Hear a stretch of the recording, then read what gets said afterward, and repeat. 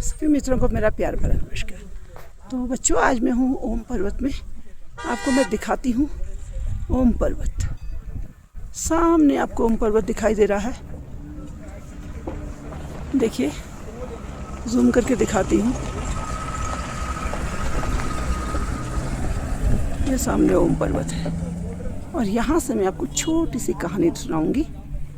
और ये जो कहानी है एक ऐसे बुद्धिमान व्यक्ति की है जो चतुर चालाक भी था और हाजिर जवाब भी था। तो एक बार यह कहीं पहले तो पदयात्राएं करते थे, गाड़ियां हुआ नहीं करती थी। पैदल चलते चलते एक राज्य से दूसरे राज्य को पहुंचा। जब से उस राज्य में पहुंचा ना बच्चों, तो क्या हुआ कि जब ये उस राज्य में पहुंचा तो वो एक ऐसा राज्य था जहाँ का राजा बहुत ही दुष्ट प्रवृत्ति का था। उसे उसके मन आए तो उनको इनाम देता था, मन ना आए किसी को भी पकड़वा देता, कैद कर देता, जेल कर देता, जेल में रख लेता। तो ये वहाँ के लोग बड़े परेशान थे। उसका फ़ायदा कौन उठाता था? उसके जो दरबारी थे। एक बार किसी के वहाँ ने जो थी, एक चोर ने चोरी कर दी। चोर तो पकड़ में नहीं आया, तो कोतवाल जो था वहाँ का शहर कोतवाल, उसको एक व्यक्ति आता हुआ, यही व्यक्ति आता हुआ दिखा। उसने कहा कि इसी को पकड़ लेते हैं और राजा को दे देते हैं। राजा को क्या पता कौन चोर है।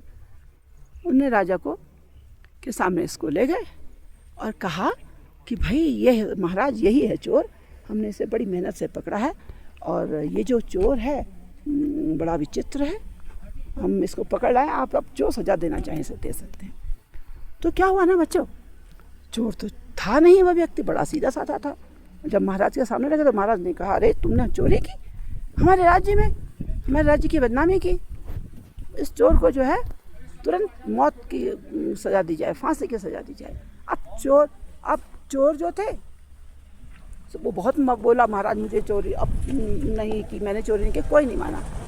अब उसने कहा ये तो ऐसे मानने वाले ही मुझे सब बेवकूफ़ी लग रहे हैं। तो उसने कहा कि ठीक है, तो कुछ उपाय सोचता हूँ। तो बोला ठीक है महाराज, अब आप मुझे फांसी दे रहे हैं तो मेरे पास एक उपाय है। मैं सोचता हूँ मरने से पहले वो किसी को बता जाऊँ, वरना मेरे साथ ही ख़त्म हो जाएगा। तो महाराज ने कहा अच्छा बताओ क्या उपाय है। तो बोला कि महाराज मुझे मोती की खेती करनी आती है। अच्छा, तो मोती की खेती करना जानते हो? बोला हाँ, मैं तो मोती की खेती करना जानता हूँ, मोती बोना जानता हूँ। और जो मोती है महाराज बोले ठीक है, फिर तुमको बोला बस आप ही को बताऊंगा उपाय। तो कल आप एक खेत तैयार कर दीजिए। तो महाराज बोले कल के लिए इसकी फांसी छोड़ दो, रोक दो। और कल उन्होंने एक खेत तैयार करवा दिया। अगले दिन जब मोती बोने की बारी आई तो महाराज बोले बोते क्यों नहीं मोती? बोले मैं नहीं बोल सकता। कारण यह है कि उसके अंदर एक शर्त है, वो ये है कि जो कभी नहीं जिसने झूठ बोला हो वही मोती बोल सकता है। तो उसने कहा महाराज आप तो, उसने एक से कहा आप मोती बोझे, बोला नहीं मैंने तो बचपन में एक बार झूठ बोला था। फिर दूसरे से कहा, दूसरे ने कहा हाँ मैंने भी एक बार झूठ बोला था। इस तरह कहते कहते बात राजा पर आई। राजा से कहा, राजा बोला नहीं बचपन में तो मैंने भी एक बार झूठ बोला था। तो चोर बोला फिर महाराज जब सभी ने झूठ बोला तो मैं ही ऐसा क्यों हूँ जिसको सजा दी जाए?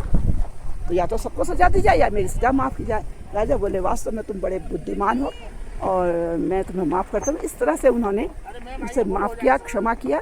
और अब आपको ये कहानी पसंद आएगी तो आप उसे कमेंट पे लिखेंगे, बहुत अच्छी कहानी है, इसके कमेंट लिखेंगे, इसको आगे लोगों को शेयर करेंगे।